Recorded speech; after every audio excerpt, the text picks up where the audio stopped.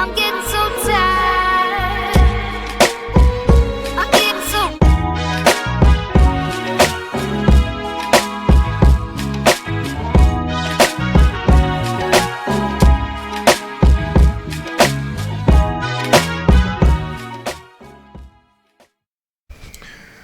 Y'all know what's going on. It's time for another episode of Doing Time with Joe.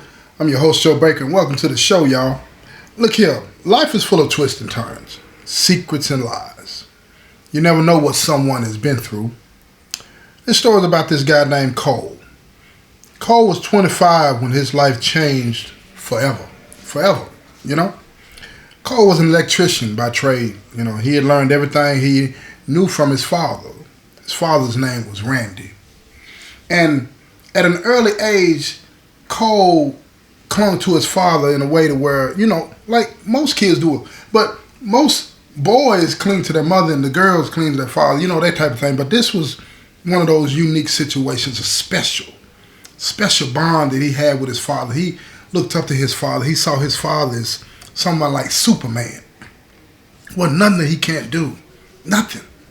So when he would watch his father working on his car or working on some electrical component around the house, he would watch him intently. And he knew at a very young age what he wanted to do. So when he became old enough, he got involved in trade schools and vocational classes that would help him learn to follow in his father's footsteps. And when he graduated high school, he attended some a community college and learned how to be an electrician. And when he graduated, his father helped him become part of the union, right? So he would be secure for the rest of his life.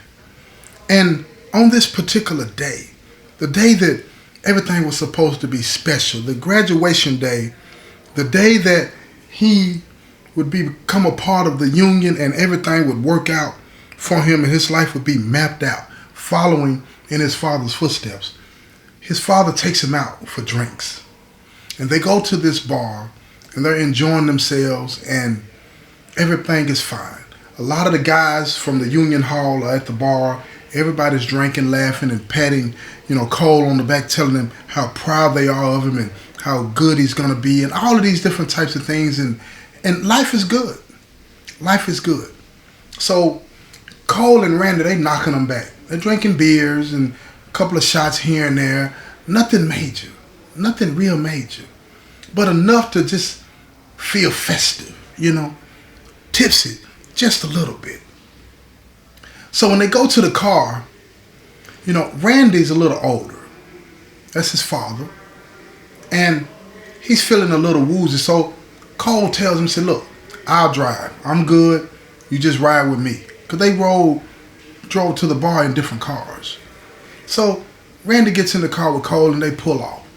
And Cole is going to drop his dad off at his house and then he's going to go to his apartment. And then the next day they'll come back and pick up Randy's car from the bar, you know. So they're on their way home. And on their way home, the liquor, the beer, starts to have an effect on Cole. And his head is spinning. His head is spinning. And he starts to have double vision and he's seeing the cars on the opposite side of the road coming at him and all this and that. And he starts to sweat. And before you know it, he dozes off, unconscious. Both him and his father are in the car, passed out. And all of a sudden, bam, head-on collision. They're hit by this truck. And it smashes the front end of their car because this truck was one of those old-timey trucks made out of number steel. And when it hit their car, it crushed them, right? Randy was killed on impact. Killed on impact. Cole, on the other hand, was thrown from the car, through the front windshield, just threw him out of the car. Fractured collarbone. His neck was in a brace. His back was in a brace. They had him in the hospital. When the police conducted their investigation like, anybody that goes to the hospital like that. They take blood samples from him. The doctors and the nurses could smell the alcohol that was on him. And the blood test confirmed that he was drunk beyond the legal limit. But this is his father. This is his father. So he's unconscious now in the hospital. His mom is by his bedside trying to deal with all of the things that had happened. She lost her husband, and now her son is in the hospital bed with braces on and armed in a sling, and his collarbone broken, and all of these different things going on. She can't process all of this. She just sits there in silence, holding his hand. And after a couple of weeks, he finally regains conscious long enough to learn that his father had died in the accident and he was to be the blame. So after a couple of more days, the district attorney comes to the hospital to talk to their mother, Eve, and they take Eve out in the hallway, and the district attorney sadly tells her that, he wishes that there was something that he could do to mitigate the situation, but he was going to have to charge Cole with vehicular homicide on his father because he was driving under the influence. He was driving under the influence and somebody died. And once the facts of the case came out, they realized that when Cole dozed off, the car swerved into the other lane and the driver in the truck didn't have time to move out of the way. So they hit head on. The whole incident was blamed on Cole. So they charged him with vehicular homicide, and after another month or so, he was discharged from the hospital and taken into custody immediately. He wasn't allowed to go home. He wasn't allowed to grieve. He wasn't allowed to go to the funeral. The funeral had already taken place, and his mother was spiraling out of control. She didn't know what to do. She had several thoughts of ending her own life, but she knew that she couldn't do that because if she did that, then her son had a lot to face and he would have to face it all alone, and she summoned the strength somehow to stick around, to be there for him. That's what his father, Randy, would have wanted, for her to be there for him. Now, unfortunate things happen in life, and this is one of those situations. So when Cole goes to court, he gets appointed an attorney. The attorney tells him that he wants to fight the case, but Cole is stricken with grief. His heart is broken. His best friend is gone. His dad, and it's all his fault. He doesn't know how to process that. So he tells his lawyer, no, I don't want to fight this. Plead guilty. Get me something that I can go. Just send me away. I deserve to be punished. And the lawyer is telling him, wait, son, we don't need to make a decision now. I understand the pain that you're going through, the grief that you're suffering, but we don't need to make a decision now. But Cole was adamant. So the next court appearance, when they got in front of the judge, Cole asked the judge, could he speak? And the judge said, sure, you're able to speak. What is going on? And he told the judge that he wanted to plead guilty. And the judge looked at him. He said, son, do you understand what you're saying? And the lawyer told him, Your Honor, said he's stricken with grief. He's blaming himself for everything, and he doesn't even want to put up a fight. He said, if it's okay with you, Your Honor, I would like to have him submitted for a psychological evaluation before we proceed any further with this matter. We just need to practice our due diligence here. And the judge agreed. He agreed. And he was ushered off to a psychiatric hospital that the courts usually deal with to determine if a person is competent enough to stand trial. So while he was there, he saw the psychiatrist, and the psychiatrist concluded really quick that what Cole was suffering was survivor's grief. He hoped that in this situation that he would have died instead of his father. Because he loved his father so much, so dearly, that he didn't want to live anymore. He didn't want to fight. He felt that he should be punished to the fullest extent of the law because he knew better than to be driving drunk. And he wanted to pay. He wanted himself to suffer. And in that, the doctors concluded that he was competent to stand trial, but he was very, very depressed and needed some medication. So they put him on some medication and some mood stabilizers to help him, but none of that helped. None of that helped. It only numbed the pain. And as soon as the drugs wore off, he was back to feeling the way that he felt about the whole situation. So once the judge found this out, he set a trial date. He told Cole that the best thing that he thought would be for him to go to trial. Because if he pled guilty, he would have to make sure that he understood what was going on and the jury understood. And the judge gave him some advice. He said, I think your best chance is to go in front of a jury and let a jury decide. And the DA didn't want to do this.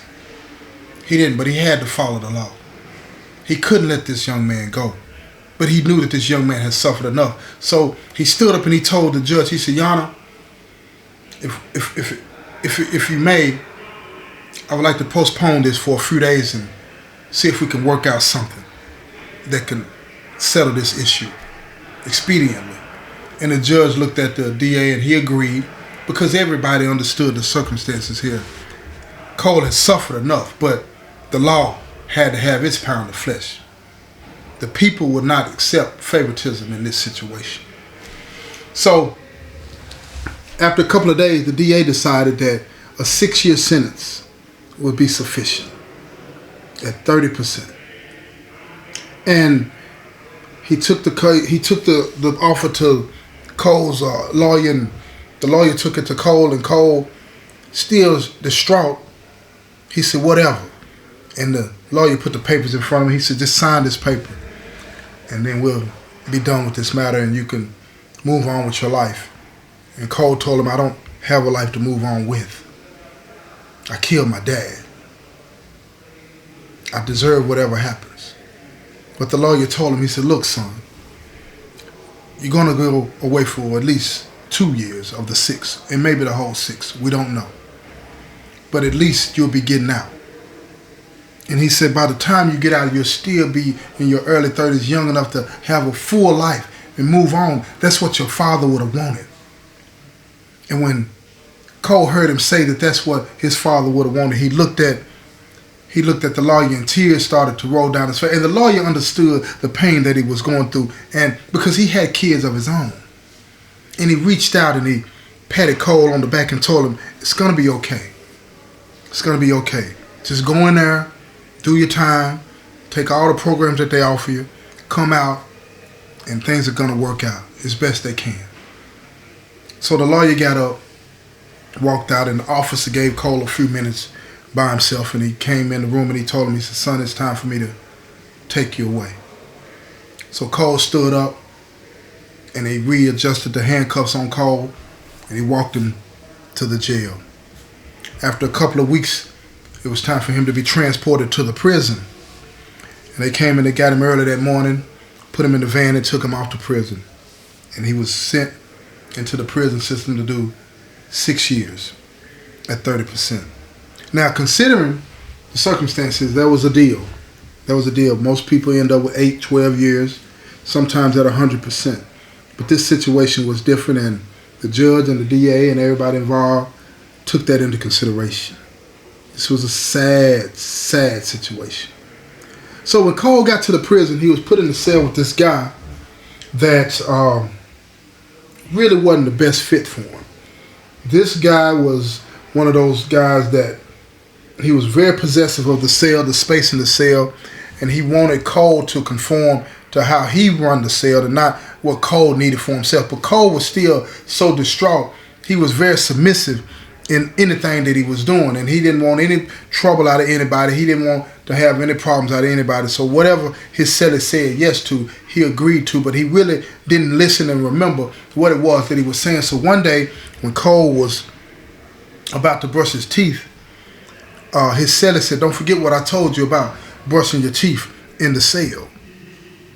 And Cole nodded at him as if he understood, but he didn't. So Cole started brushing his teeth and he spit in the sink, and his cellie jumped up and he pushed him. He said, "Man, I told you when you brush your teeth, you spit in the toilet, not the sink." And that's one of those quirky rules that we have in the penitentiary, y'all. And the reason that rules like that are in the penitentiary is because if you get in a cell with somebody, you know, we got to wash our face out of the same sink. You don't want to, you know what I'm saying, be in a cell with somebody that might be a little nasty, don't clean the sink out, and you end up washing your face in somebody else's spit. You understand what I'm saying? So that's why we spit in the toilet after we brush our teeth. We don't spit in the sink like we do at home. You understand? We don't have the best cleaning materials in here to make sure that everything is sanitized at all times, you know? So when he pushed Cole in the back, Cole turned around at him, and his anger got the best of him. He just exploded like a firecracker. And he reached out and he grabbed his cellie by the neck, and his cellie was scratching at his face and swinging at him and hitting Cole in the head. But Cole had a grip so tight around his neck that it didn't take long for his cellie to drop to his knees. He couldn't breathe. He started fighting to try to tear Cole's hands away from around his neck, but he couldn't do it. And it just so happened that the officer was making his rounds, and he looked in the cell window and he saw that Cole was choking his cellie. And he yelled for him to stop. And while he was yelling, he opened up the cell door. He hit the button for officer needs assistance. They ran in the cell, and the officer grabbed Cole and forced him to release his cellie. When his cellie got away from him, he just fell face first into the ground, coughing and spitting, talking about, "He trying to kill me. He trying to kill me." And they drew Cole out of the cell and put handcuffs on him and made him stand with his nose facing the wall until they got the situation in hand. They called for the nurse to come in to get his cellie. They took him out to the clinic. He was okay. He just was scared. He wasn't expecting that. Somebody pushed back one day, you know? So they took Cole quickly to the hole. And while he was in the hole, his next door neighbor, like when you're in the hole, you're in the cell by yourself, so you have people next to you, right? We call it the next door neighbor, right? So his next door neighbor was yelling for him to get up on the vent. And when you're on max, you talk through the ventilation system because they're connected, right? Because you try to yell through the door, it's hard to understand what a person is saying. But if you get on the vent, it's almost like talking to a telephone. So Cole got up on the vent and he said, "Man, what you in here for?" And Cole said, "Man, it's none of your business, man." And his next door neighbor told him, he said, "Man, I saw you on TV, man. You the one that killed your dad, ain't?" See, let me tell y'all something about people in the penitentiary. You know what I'm saying? A lot of people in the penitentiary, especially when you've been on max, you ain't got no tact in your conversation, no decorum at all. It's just straight what it is, right? You know, but see, Cole wasn't used to that. He said, "Man, mind your business, man." He said, "No, I ain't tripping or nothing like that, man. I'm just saying, man, you was in the car accident and killed your daddy one." And Cole was like, "Yeah." He said, "Well, you killed your daddy then." And it shook Cole up, and he started hitting the wall with his fist. He said, "Man, I'll kill you. I'll kill you. You keep talking to me like that." So his next door neighbor started laughing. "How you gonna kill me? You can't even get to me." And he learned a real quick lesson then. You know, you gotta learn to control your anger. Control your anger. Cole was so upset by his situation and not receiving any help for it, because it wasn't that long after the crime happened that he was ushered off to court and then to the prison. He hasn't had any therapy whatsoever at all. He's dealing with all of this trauma, this pain on his own, and the only way he knows how to deal with it, what's coming to his mind first, is rage and anger. And he's lashing out. He's lashing out. And his next door neighbor is laughing at him. See, he don't understand Max. He ain't never experienced nothing like that. He ain't never been around people like that. He don't know people like that. People that laugh at your pain. People that laugh at your sorrow. People that make fun of your issues. He don't know nothing about that type of people. But now he's learning real fast that none of the people in this building, in this particular area that he's in the penitentiary, none of them care about his situation. None of them care about his pain or his sorrow. So he got out off the vent and he laid in the bed and he just laid there and he cried, and he could hear all night his next door neighbor yelling through the vent, What you crying over there for, boy? You ain't get but 6 years. You gonna be out of here in a minute. Everything gonna be all right. And if you want to know how everything turns out for Cole, you're gonna have to listen to the next episode, right? And tune in, y'all. I'm telling you. This has been another episode of Doing Time with Joe. I'm your host, Joe Baker, and I say peace, y'all. I'm getting